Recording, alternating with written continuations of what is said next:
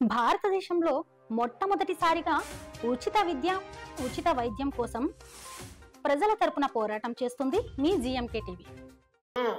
ఒక్క పైసా రాష్ట్ర ప్రభుత్వం ఒక్క పైసా ఇంటి మీద ఖర్చు పెట్టలేదు.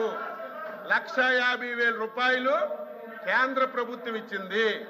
30,000 రూపాయలు ఎన్ఆర్జీఎస్ కింద తీసుకొని కేంద్ర ప్రభుత్వం డబ్బులతోనే ఆ రోజు ఈ కథ నడిపారు తప్ప రాష్ట్ర ప్రభుత్వం నుంచి ఒక్క పైసా ఖర్చు పెట్టలేదు.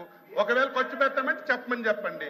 ఈ రోజు మేము దాంతో పాటుగా 2 లక్షల రూపాయలు పెట్టి రూరల్ ఏరియాలో 3 సెంట్లు, అర్బన్ ఏరియాలో 2 సెంట్లు మీరు ఏవైతే పట్టాలు ఇచ్చారో అవన్నీ వెరిఫై చేసి లబ్ధిదారులకు అడిగి నువ్వు 1 సెంటు కట్టుకుంటావంటే కట్టుకో.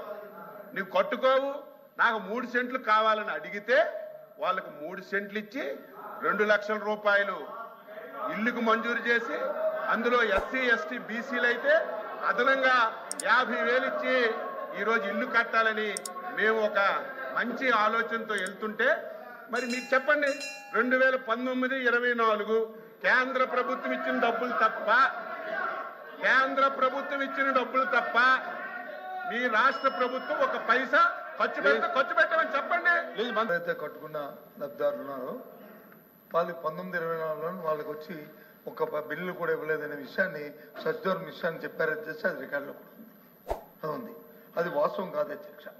ఎవరైతే 14-19లో ప్రభుత్వంతో ఎవరైతే శాంక్షన్ చేసి అర్హులైన లబ్ధిదారులు ఉన్నారో వాళ్ళందరికీ ఇచ్చారు అధ్యక్ష. ఎవరైతే కాకుండా అర్హత లేని వాళ్ళు ఎవరైతే కట్టుకొని మాకు బిల్లు ఇవ్వాలని అక్రమంగా ఇవ్వాలని చెప్పని ఎవరైతే అడిగారో వాళ్ళకి మాత్రమే ప్రభుత్వం ఆపింది అధ్యక్ష. ఇది వాస్తవం, ఆయనకి మనసాక్షిగా తెలుసు, మాకు తెలుసు అధ్యక్ష. గ్రామాల్లోనూ కానీ ఉన్న రాజకీయ లబ్ధి కోసం, రాజకీయ ఆలోచన కోసం కట్టుకోకంటే ప్రభుత్వాన్ని ఇచ్చిమంటే ప్రభుత్వం ఇది కంటిన్యూ ప్రాసెస్ అధ్యక్ష. ఎవరైనా సార్ మీరైనా మేమైనా ఆ రోజు మీరు ఉన్నారు, ఇప్పుడు ఇది హౌసింగ్ మినిస్టర్ గారు చేస్తున్నారు, ఆయన కూడా ఉన్నారు. మనందరం డిస్కస్ చేస్తాం, మనం క్యాబినెట్ లో కూడా డిస్కస్ చేస్తాం. ఏది పాప ఉన్నారని అంటే కట్టుకున్న వాళ్ళకి ఇస్తే ఎక్కడికి ఇస్తారు, ఎంతమందికి ఇస్తారు? అది వాస్తవంగా అక్కడ ఉన్న ప్రాక్టికల్ తప్ప ప్రభుత్వం వచ్చి దురుద్దేశంతోనో లేకపోతే రాజకీయ కక్షతోనో నేను చూశాను అధ్యక్ష. తమరు వచ్చి సమయం ఒక 5 నిమిషాలు, ఒక 2 నిమిషాలు నాకు టైం కావాలి అధ్యక్ష. ఎప్పుడు కూడా గత ప్రభుత్వంలో నా పార్టీ వాడికే నాకు సాయం చేయని చెప్పి ఎప్పుడు మా ముఖ్యమంత్రి కానీ మా ప్రభుత్వం లబ్ధిదారుడికి వచ్చి పార్టీ అంట కడతారు అధ్యక్ష. ఎవరైతే అర్హుతున్నారో అర్హులైన వాడికి వచ్చి ప్రతి కార్యక్రమం అందించి ఏర్పాటుని చూడవలసిన బాధ్యత రాజ్యాంగబద్ధంగా ప్రమాణ స్వీకారం చేసొచ్చాం.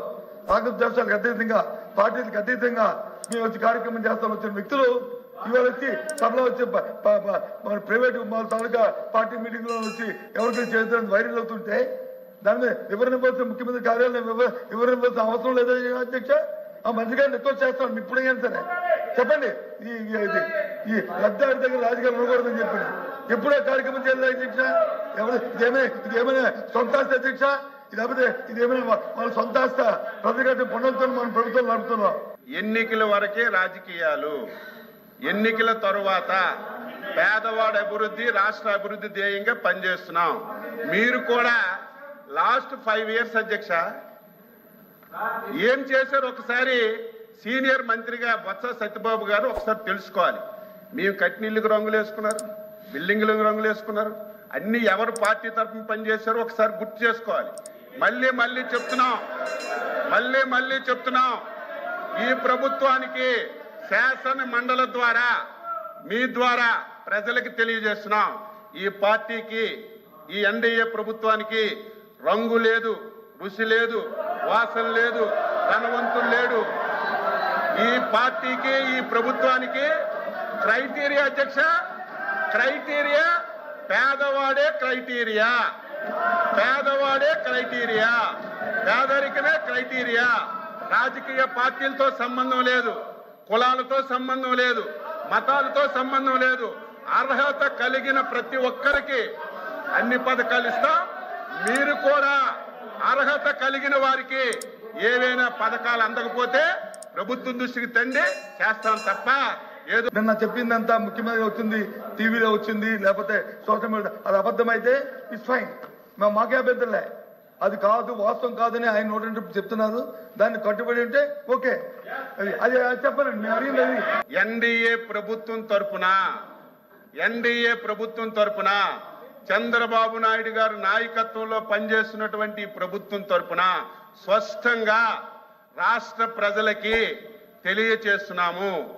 ఈ ప్రభుత్వానికి క్రైటీరియా పేదరికమే క్రైటీరియా. ఎవడు అర్హత కలిగిన వాళ్ళున్నా, ఆ పథకానికి ఎవరు అర్హత ఉన్నా వాళ్ళకి ఇచ్చే బాధ్యత తీసుకుంటున్నాం, అమలు చేస్తున్నాం తప్ప.